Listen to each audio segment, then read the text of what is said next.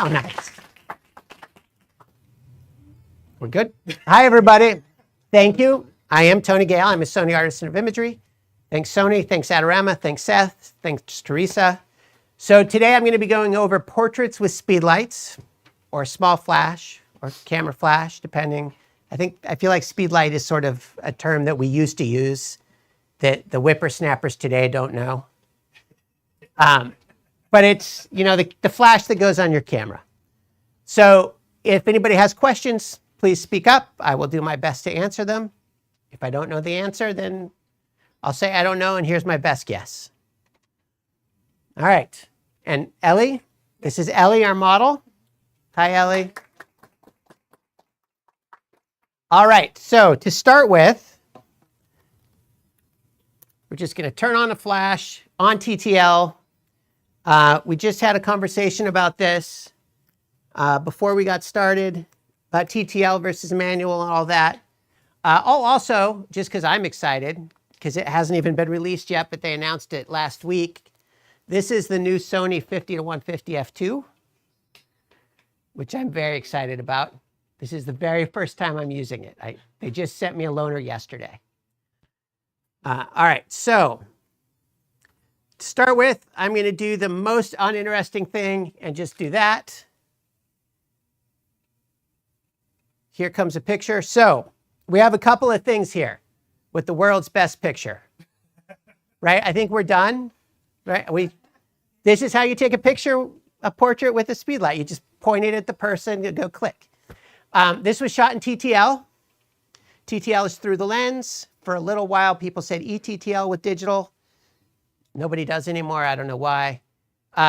What it means is that the camera and the flash and everything is communicating and measuring the light and adjusting the exposure based on how much light is coming back. So it measures the light coming back from the subject or whatever you're pointed at, and that tells the flash how much light to output.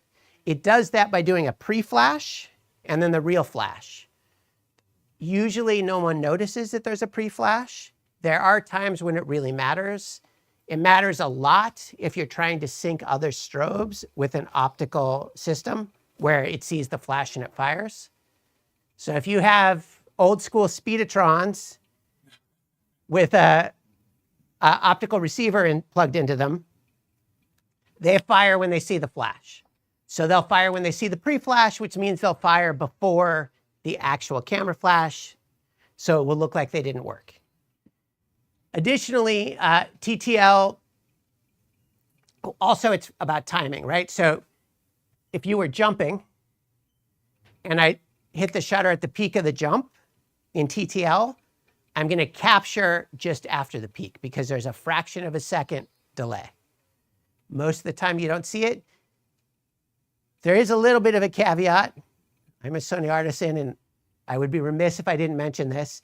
The newest Sony cameras with the newest Sony flashes use the distance that it's focused at to select the output for the flash. So it could do TTL without doing a pre-flash. So for action, it is better, which is a very cool feature. Most of the time, I'm going to use flash off camera and in manual, and we're going to talk about that. Yes? So newest meaning just 5 and above kind of thing? Repeat the question. So the question was newest meaning, the Alpha 7R5, I believe, as not a tech rep. So hopefully I don't say anything that's factually incorrect. I believe the Alpha 7R5 was the first one to offer it. And it is a cool feature. So if you're photographing, say, dancers and you need to use TTL or athletes jumping around, you don't have that delay that pre-flash does. All right, so we also have, that color feels a little warm, although I don't know how accurate those screens are. So we could mess with our white balance. So we're going to talk about that. There was a question as I talked to the room before we went live about white balance and making that choice. Do you use daylight? Do you use flash? My answer is if I'm using, anytime I'm photographing almost anything, I'm shooting in RAW. And if you're shooting in RAW, the white balance that the camera is set to really doesn't matter. It matters a little for your workflow maybe, But the secret is to use a gray card, or I use a color checker. So just to show you how much it doesn't matter, let's really mess it up. Right now it's on auto white balance. Most of the time I just leave my camera on auto white. I'm going to change it to incandescent. This is about to look really terrible. Oh, wonderful, the best picture ever, right? We thought the last one was the best picture ever. I think we've topped it. If you could hold this for me. Hold it by the edges. That is a common thing. You have to replace your color checkers because nobody automatically thinks don't put their fingers on it. All right, so we photographed the color checker. If you want to get that, you can do profiles and stuff. We're ignoring almost everything on this. So I'm taking the little eyedropper. I'm using Capture One to tether here. Clicking on the gray. It's now balanced. It doesn't matter what white balance I set because I'm in RAW. If I were in JPEG, totally different story. What would you do if you're using Lightroom? What would same thing. If I was using Lightroom, what would I use? Same thing, shoot in RAW, Lightroom has an eyedropper tool. Same thing. It's in a different spot, but it's still there. And then you just apply that setting to everything. There are times when I do demos like this that I just go through all of the white balances, but that doesn't sound very fun. So that's the answer. Does that answer the questions about white balance? If you are capturing in JPEG, it's a totally different story. And then I would either do the flash setting, white balance setting, or a custom white balance. Ideally a custom white balance, because the flash setting is based off of whatever your camera manufacturer decided flash is at, which could be 5,000 or 5,200 or 5,500 or 6,000 degrees Kelvin. But maybe your flash is 6,500 degrees Kelvin, and then it's bluer, and then it is kind of right, but not really, and you can't quite figure out why. Like, it should be right, I put it on flash, but why does it look blue? Just use a gray card, right?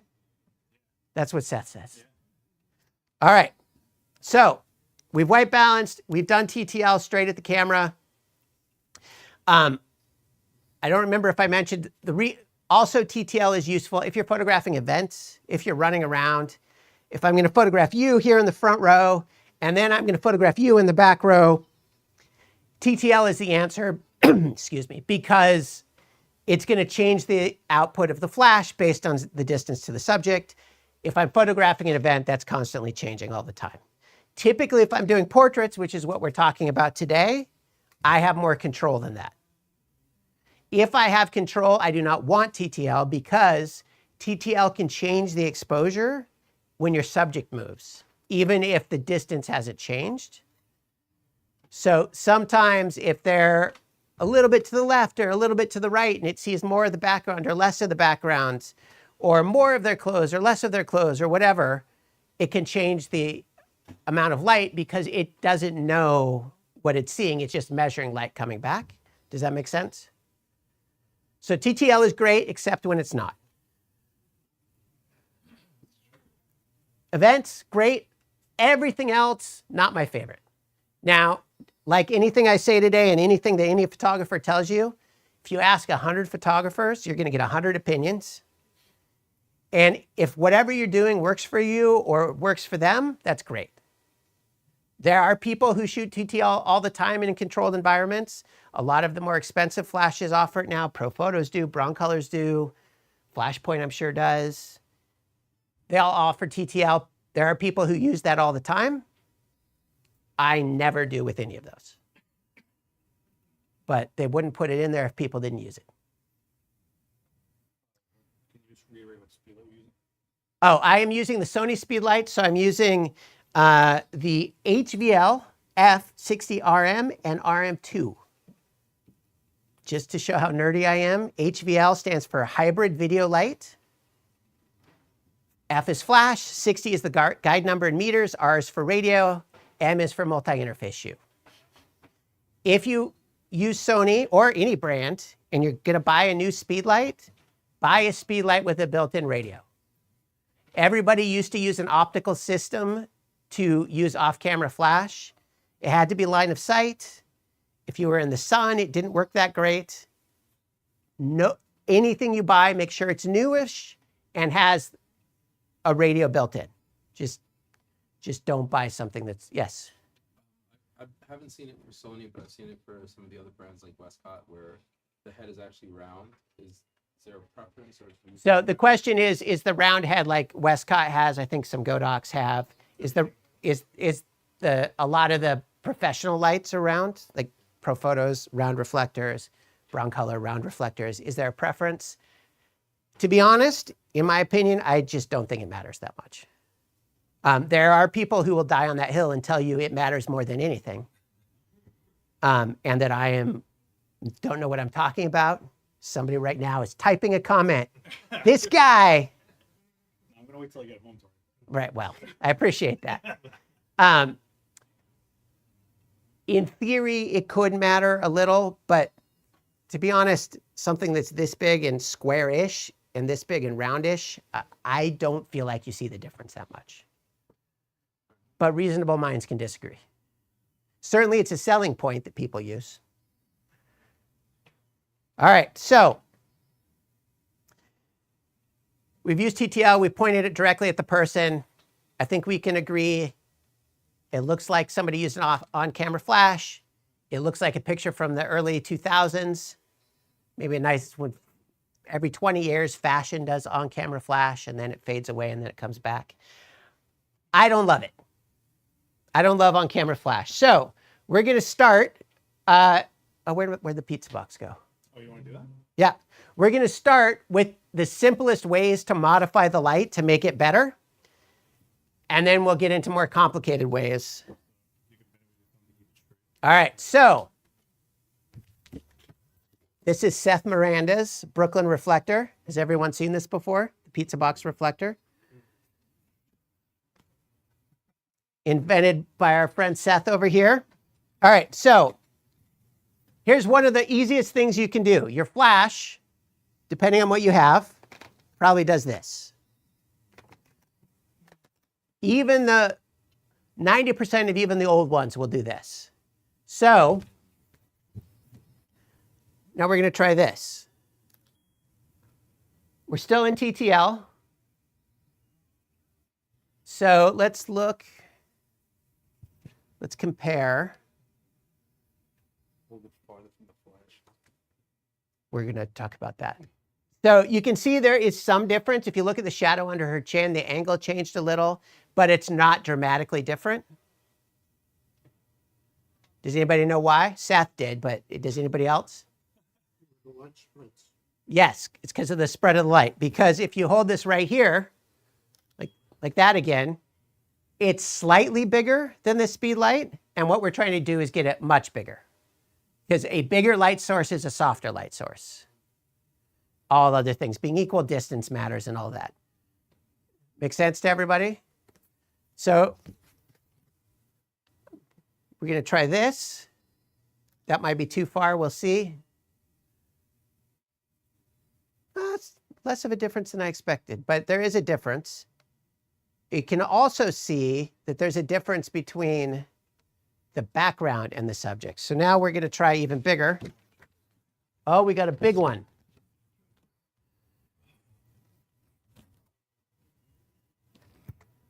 So now we're going to go even bigger.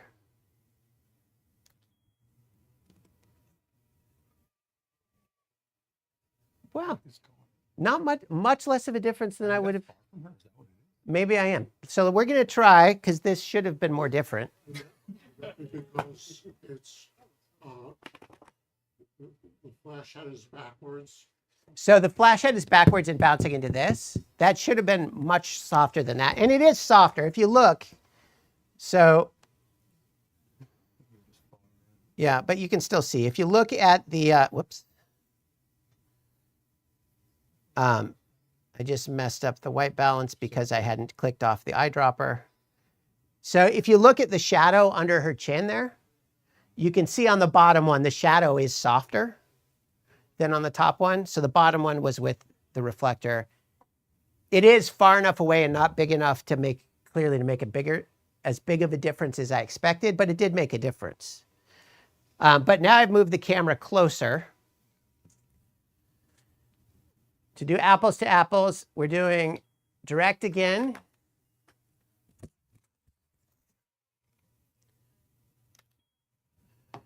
And then,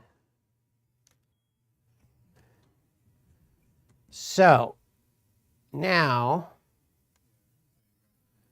we have 3 different things. And you can also see why TTL is weird. Those exposures aren't the same because TTL does what it wants. So upper left, direct on camera. Upper right, bounced back, but close with the reflector closer to the flash. Bottom left, the reflector is further away. So you can see it is softer. It spreads the light more. The transitions on the shadows are better. Are any of these great? Not as great as the direct ones we did earlier. So we're going to try a little bit more. If we were in, oh, that is a white ceiling.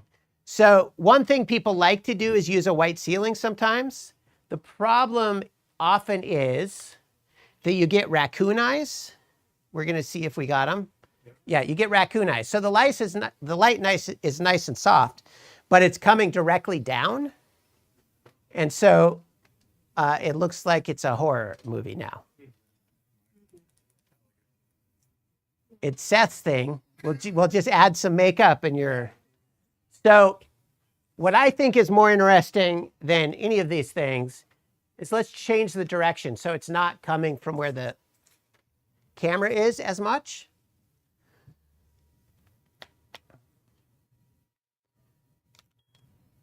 So now this is starting to be a lot more interesting, at least to me. Again, reasonable minds can disagree. This feels more natural. That direct thing always feels harsh. The light's coming off from the side. It's more flattering. I think that's more interesting. Some people are nodding their heads. Yeah. So I'm going to assume that that's... Definitely really conquer the shadow under her chin and the rest just falls in place. Yeah, and you can control it. You know, it doesn't have to be at the side. If you want to get all tricky, you know, you can move it around. You know, now it falls down a little bit better. That's probably better. Is there anything you can do with just one light to get rid of the hot spot on the forehead? Powder or a much softer light. So yeah, huge difference. So the question was about the hot spot of the light on her forehead. Round things like a head are going to reflect and have a hot spot. They just are. If you have a soft enough light source, that hot spot is going to be diffused enough that you don't see it. Or if you want to get crazy, you can do a super tiny point source and then it'll be a super tiny hot spot. But it will be super contrasty. But makeup, retouching, softer light. Yes. You had a large white wall behind you. Yes. And you hit the wall instead, there'd be a big difference. It would, yes. Yeah, so if I had a large white wall and I bounced off the wall, it becomes a very large light source because it's a large wall. And you would lose that specularity. Yes, but yes, we would lose the specular highlight. That's what I was saying with a larger light source. You could bounce off the screen. Oh, yeah, let's see what happens. We're going to experiment and bounce off the screen and see what happens. Because the screen, is it white or silver? It's a white screen, so maybe it will work great. Or maybe, because it's a screen, sometimes they have weird reflective things in them. Let's see. Can you move over here just a little? No, they're not even in the frame. All right. Let's see. And now it's bounced on that side. Now Seth wants me to use some fill. Now we're really... My money's worth out of this demo, Tony. Oh, I'm billing you directly. All right, so the hotspot's still there, but it's softer, right? It's not as specular because it's a larger light source. Smaller light sources are more specular. That impacts all texture. So if someone has perfect skin, because they're 20,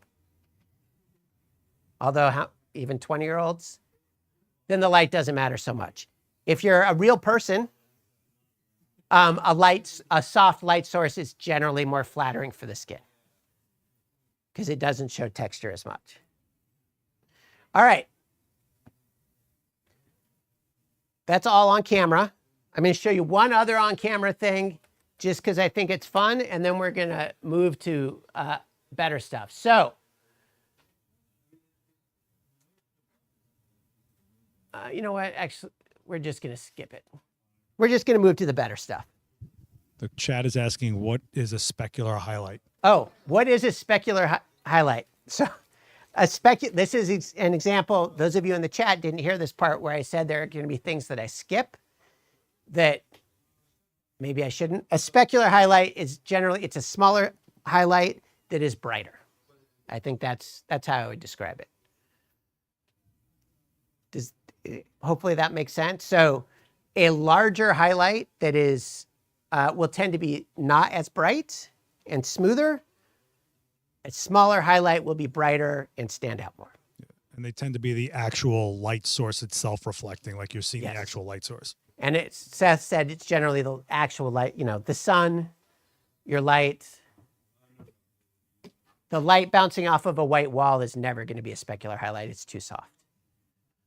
All right, so now we're going to start going off camera. Those are the simple, there's more things you can do, but let's get to the more fun stuff. Let me have you step back here. So with Sony Speedlites, if you want to go off camera, you can do up to 15 Speedlights in 5 groups. Groups A, B, and C could be TTL, D, and E cannot. So what that means is you can have 15 of these.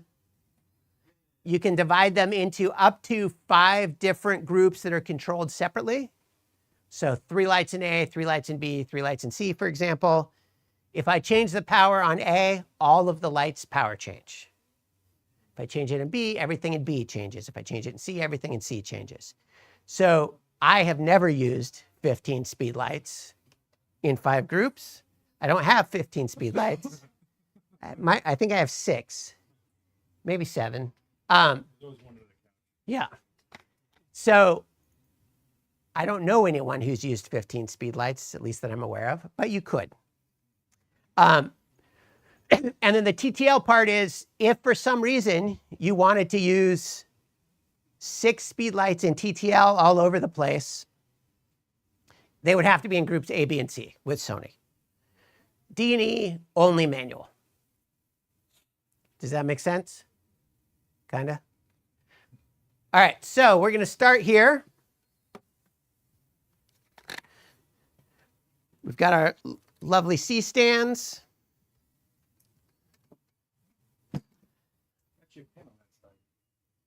Oh yeah, you did. Come on, man. Seth takes care of us. We don't pay attention, but he does. All right, so I'm using a little umbrella adapter that Seth tells me they don't make anymore. Yeah, well, they do, but I don't think it's the last one. That's Oh yeah, it's definitely. you can still get umbrella adapters, like a million Sure. brands, Flashpoint, everything. Yeah, just this specific one, not no umbrella adapter. That's an OG one. Like that's how you know a guy knows what he's talking about. He pulls that out, you're like, oh man, he's been around forever. Are you calling me old? I'm calling you seasoned and I don't know, Like fine wine? sure. Yeah. All right. Unbitter yet. Yeah. So I have this one set to group A. This is my handy little Sony transmitter. You can also use a Sony Speedlight on the camera.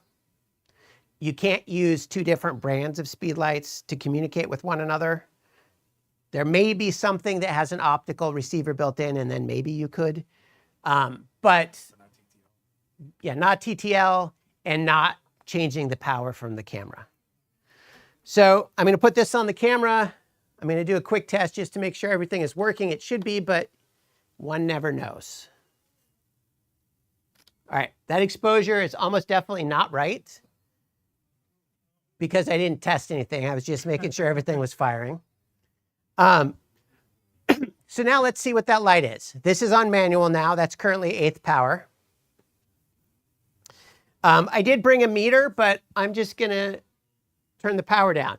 So one other handy thing with the Sony cameras is you can go to the exposure menu with everything, I think, after maybe the R3, and change the power in the menu itself rather than on the transmitter. So I can go into the menu and change the power settings there instead of in the on the top here. They're asking if there's a name for that remote. Is that the only one they make? It starts out WRC. But is that the only Sony remote? It is the only Sony remote. Okay, all right.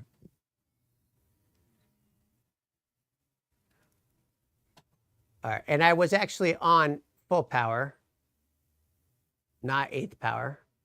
The flash was set to 8th power, but the transmitter overpowered what the flash was set to. Now we're on 8th power. No, I guess I was, because that looked. So let me turn that down some more. So the question the chat asking, how relevant is using a light meter versus using in-camera light meter? So the in-camera light meter is great if you're not using flash. An in-camera meter can't measure flash. It can only, it's an incident light meter, it can, or a reflective light meter. It can only measure the light that it sees. So you're running around the streets of New York City, wide-eyed and excited, as we all were once, right?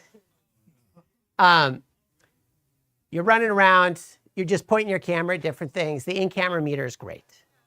If you're using flash, you can do what I'm doing right currently, which is take a picture, take a look, take a picture, take a look.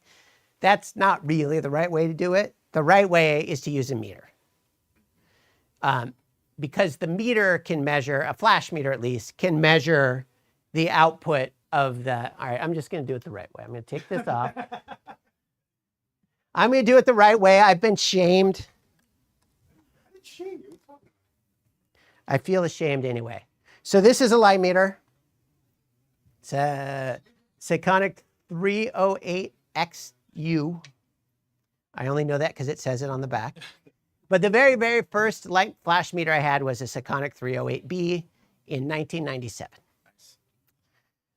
So what I can do now, this is going to be a little close to you.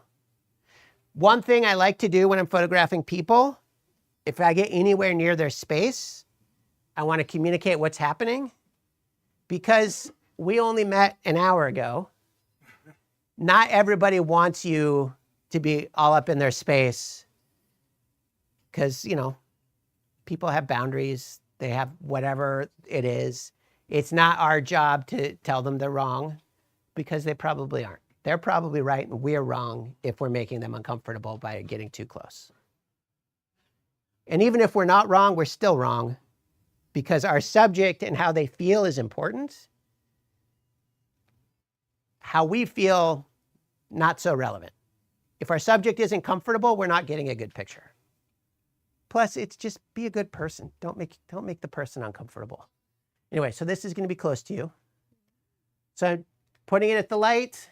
All right, f64. That's a little bright. That doesn't sound right.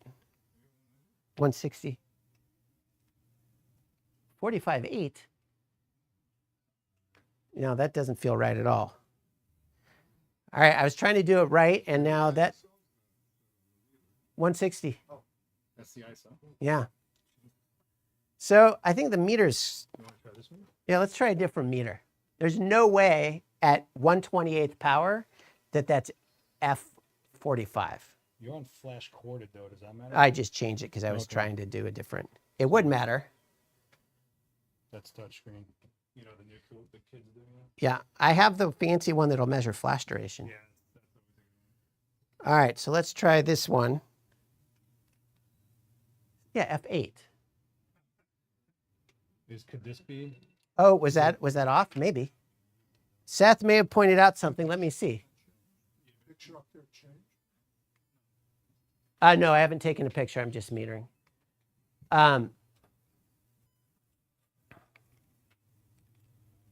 Yeah, so one thing I wasn't paying attention, but Seth did. This meter, part of what makes it cool is it's got this little thing that slides. So this is an incident light meter. An incident light meter measures the light falling on the meter. Reflected meter, like your camera has, measures the light out there. The dome wasn't covering it entirely. So it was pointed right at the light and saying this is bright because it was bright. All right, so we're at F8, and we're going to change this to F8. I'm going to go 8 1/3 just because. Let's take a look. All right. All right, so we've got very contrasty light because it's just a bare head. I feel like the light itself should be higher and a little bit more in front. I like to look at the shadow on the nose. I think the shadow on the nose needs to go down a little more because when it's too sideways, it feels artificial. The sun, we think everything is, yeah, it's distracting. And when we look at light and it feels natural, it's usually because the sun is up. So the angles that the sun does feel natural. The ones like the sun at right before sunset might be doing this. But so I'm going to raise it up a little. One challenge with that is as soon as you move the light, you're going to have to remeter because it's not TTL. So let's try that again.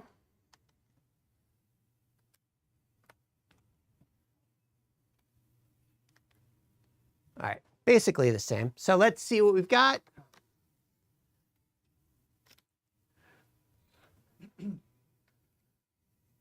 All right, I think that's too frontal now. Does anybody disagree? Just a little bit. So I'm going to move it a little bit.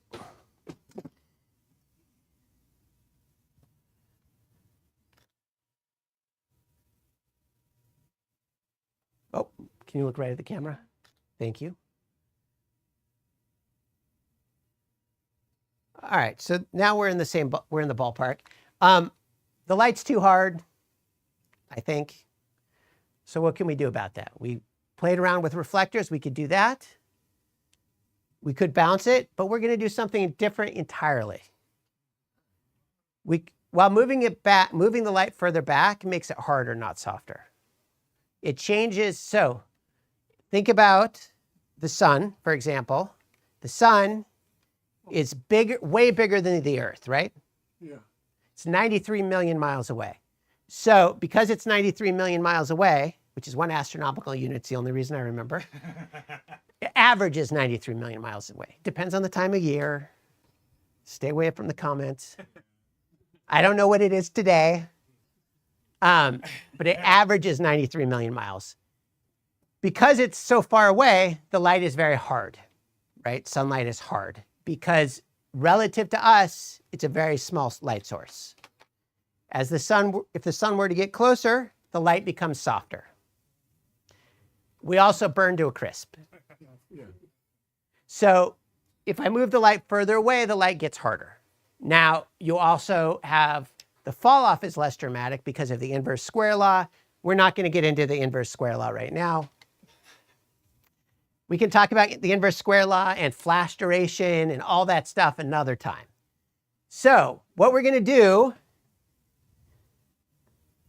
is start with a simple little tiny umbrella.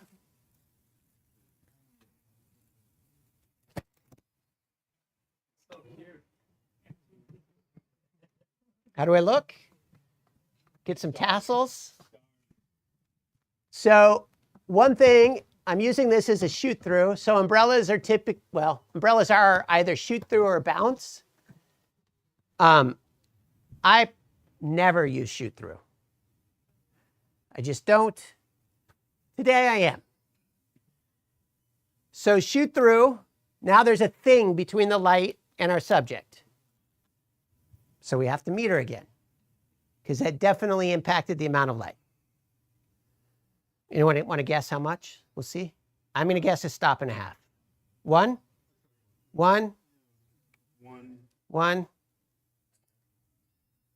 No, we're all wrong. Half a stop.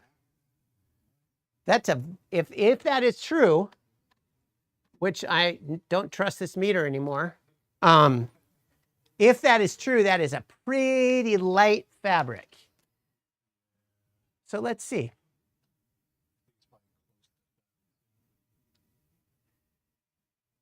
All right, let's compare. Way better with the umbrella.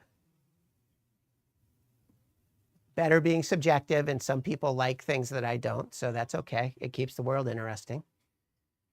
But I think that's much more flattering light.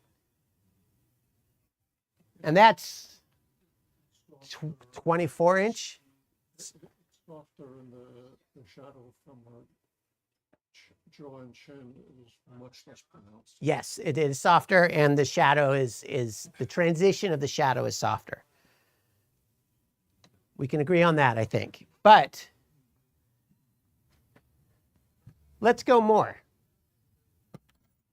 Now that me bringing this has now been worth it.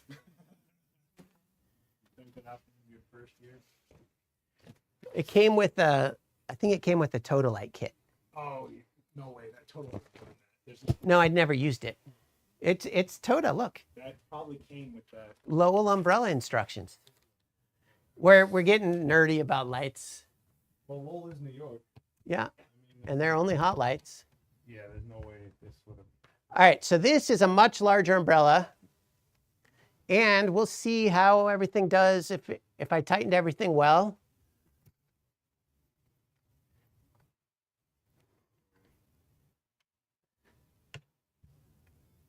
Oh, look at that. Nobody needs to see that screen, do they? I got 3 or 4 more. All right, so. Actually, you can see it inside the instrument. Right. This is called art now. It's a site-specific installation piece. All right, so that brought the light down a lot. Now we're at f4. One of the things with shoot-throughs, they can be cool, but you're losing some light because some of it's going through, some of it's bouncing back. Depending on your situation, that can be good. If you're close to, say, that hypothetical white wall, then a little bit going back can do a nice soft fill while you've got still the direction. One thing to be careful of when you're bouncing off of a wall is no white wall is a white wall. It's white-ish. And so if you're combining that bounce with something else, you may have different colors. All right, so let's take a look now.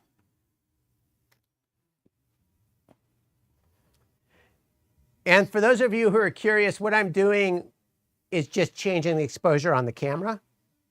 If I was shooting something where it mattered, I would change the power on the light to get whatever f-stop I felt I needed. For what we're doing right now, being more open is fine. I like portraits to be a little more open. All right, so upper left, hard light. Upper right, shoot-through umbrella, small one. Bottom left, much larger umbrella, bounced. So here, I actually like the shoot-through better, but it's mostly because I did a better angle of the light. I think the light angle is more flattering on the upper right as opposed to the lower left. But we're going to add some more stuff. So that shadow side is pretty dark still, right? Do we like that? Well, somebody does like it. So we're going to worry about that in a minute and start with something else. So we're going to add some light to the background. When I was coming in, they gave me a choice of all the backgrounds that exist in the world or something like that. And I said black seamless, please. The reason I asked for black seamless is when you want to add a color to a background, the two most effective ways, in my opinion, again, whoever it is that's about to tell me I'm wrong. Don't get so defensive. Give them a chance. Just Well, I feel good about this one. If you want the most saturated color, let's say you want yellow, get a yellow seamless, put a light on it with a yellow gel. It will be the most yellow you've ever seen. Or a green seamless, green gel, red seamless, red gel, whatever. Adding the color of light to the color of the background will super saturate it. Sometimes to a level that doesn't feel real. That can look great. If you want a nice, even edge to edge to be that color, that's the way to do it. Although you don't add one light, you add like 4. Another way to do it is to use black, because black, when you add a color to it, is very saturated and immediately fades off. So I'll show you what this means. So if you could step forward just a tiny bit. All right.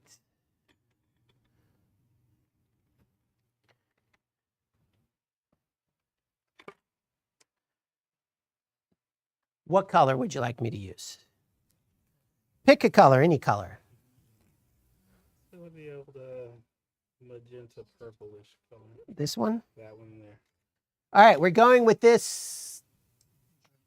It's not really magenta. It is magenta purple. I mean, it's the sangria. All right. I don't drink, so. All right, so I'm going to tape this on there.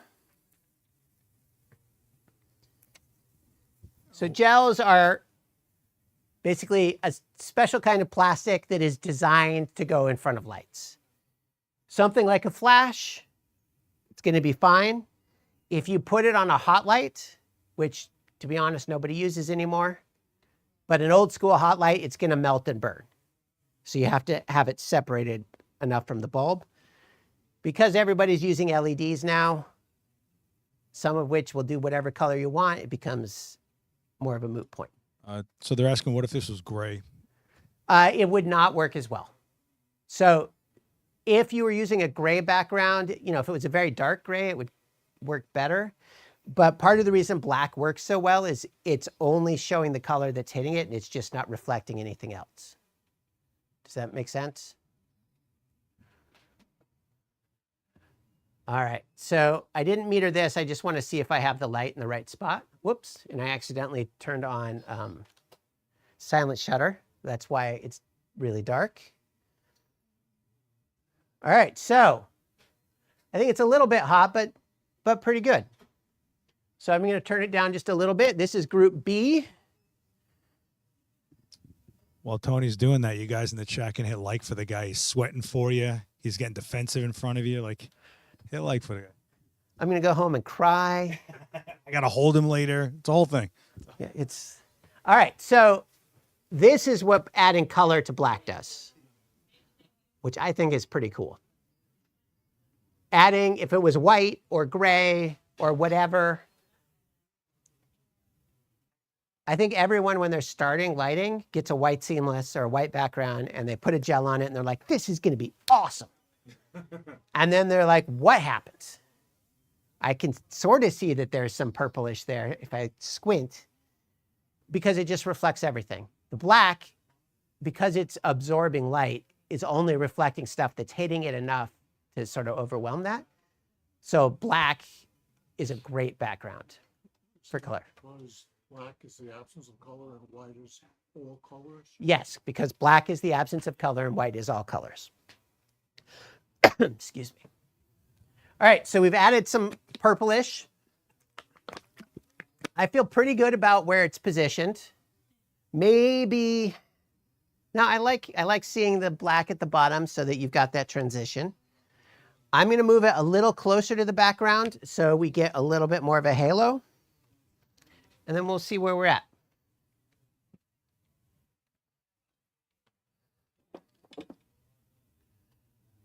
All right, let's try this.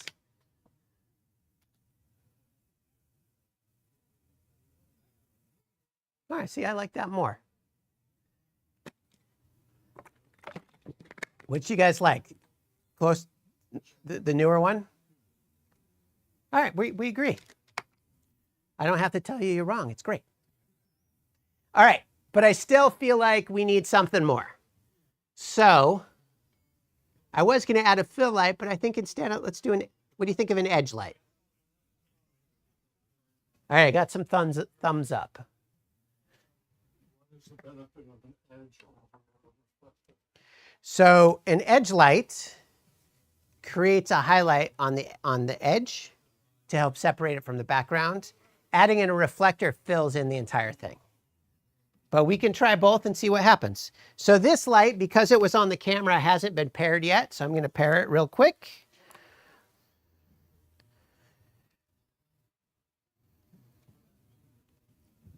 Pairing. Anybody got any questions while Tony's pushing buttons and playing Pac-Man on a flash over here? Oh, it's the most fun. Everybody loves watching He's playing Centipede right now on the back of that flash. Miss Pac-Man and Frogger. It is the superior Pac-Man as Miss Pac-Man. All right, so that's paired. The reason you pair it is that's how everything knows to communicate what group it is. If a bunch of you were also shooting with Sony flashes, it would mean mine worked with my camera and yours worked with yours.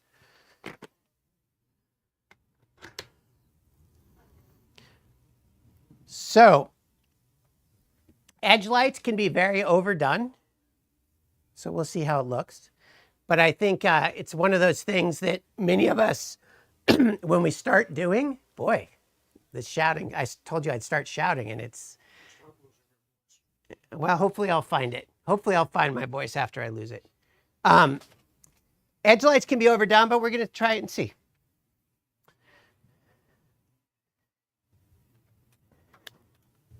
All right, so our edge light is group C.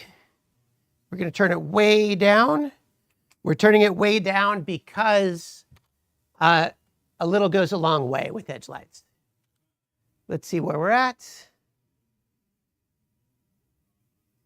Oh, it's not bad. So one tricky thing with edge lights, people with long hair, people with long hair block some of the light. So that's why it's hitting part of her face, but not her whole jaw. So I could move it more forward, but then it wraps around more, which I don't want. I could turn her, but I don't want it. No, if I turn the light, it's going to impact how it hits. So if I move it forward to wrap around more, then it becomes more of a side light and less of an edge light. And I do like what it's doing on the left side of the hair there. But somebody asked, what if we just used a fill? So I'm going to turn this back off now.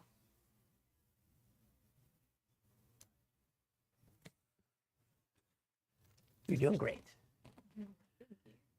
Everybody just has to guess what's happening. Pictures. Pictures are what's happening. So that was just holding up a fill card.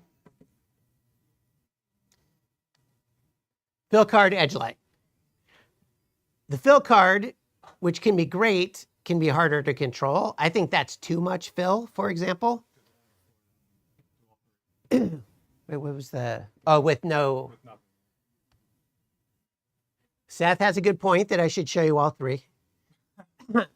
So upper left, no edge light, no fill. Upper right, edge light. Bottom left, no edge light, only fill. I think I like the edge light the best. Yes, in the back.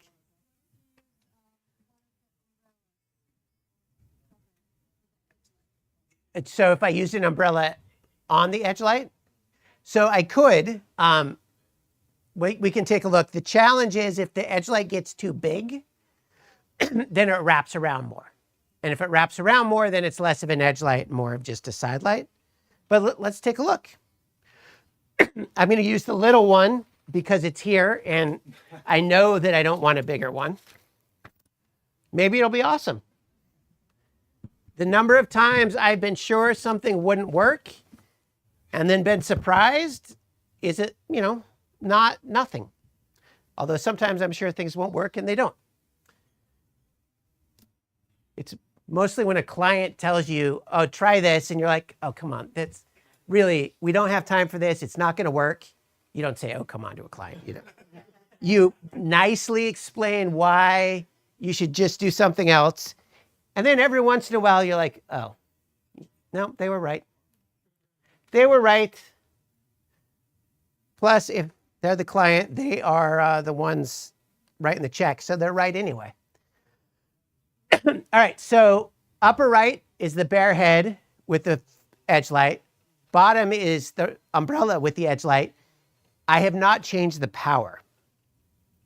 So you can see the bottom one with the umbrella and the edge light. The edge light is more subtle because I didn't increase the power to compensate for the fact that the umbrella was on there. So let's try it up, but I think I prefer it a little bit down. But let's see.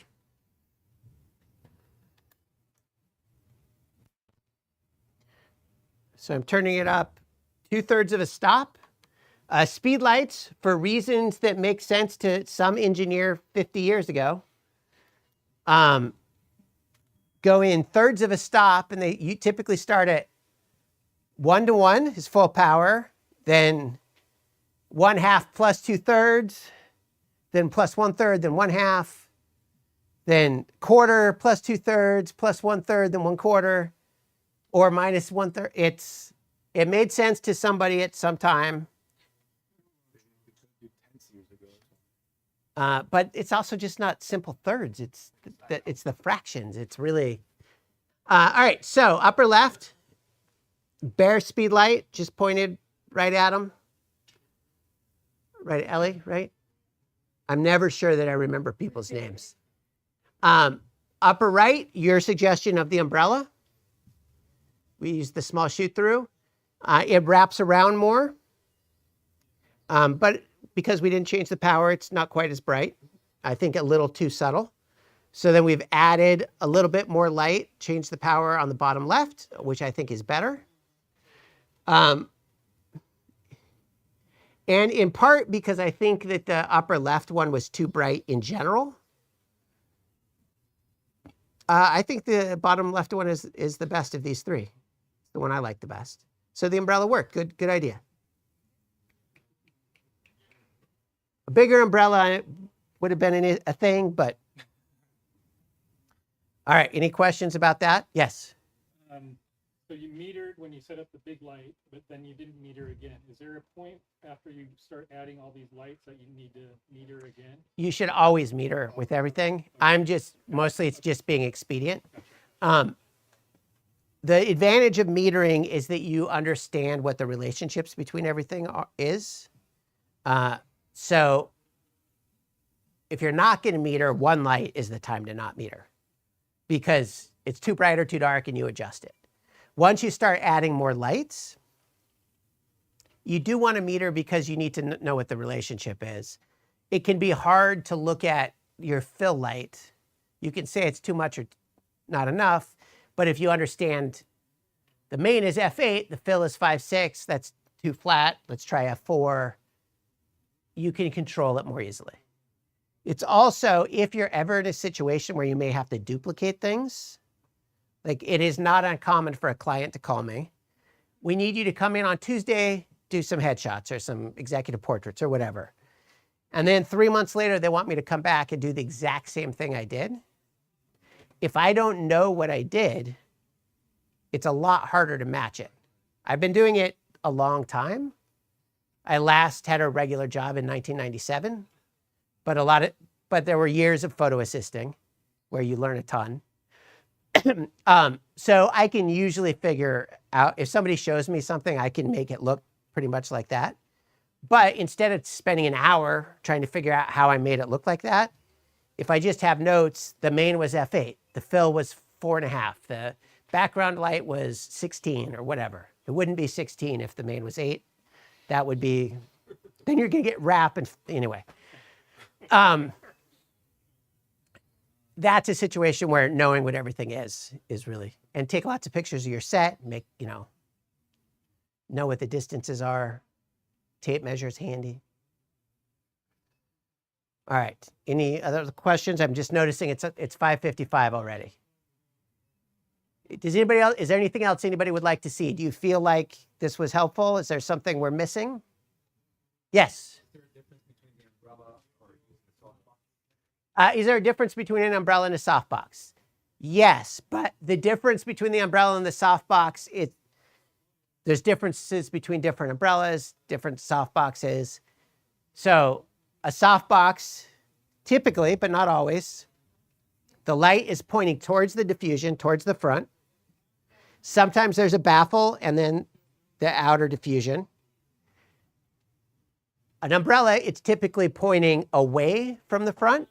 So even an umbrella with a sock, which we could do, which is a diffusion on the front, so it feels like a softbox, is different than a softbox because the light is pointing away from the front instead of towards the front. But to be honest, the difference, so the Speedlite right here is pointing into the umbrella, right? And bouncing out. If this were a softbox, the flash would be where the rod attaches to the umbrella and pointing out. In terms of the flash, yes. So how that reacts to light is different. But honestly, I would say there is at least as many differences between different umbrellas as between your average umbrella and your average softbox. Like, they're just all different. Do you want an Octabank?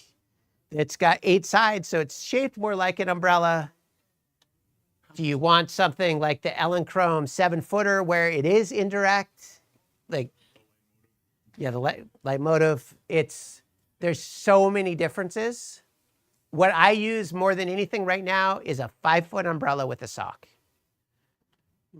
With a sock. A sock is diffusion. We call it a sock. It's diffusion that goes over the front of the umbrella. So it would further soften this light. Yes?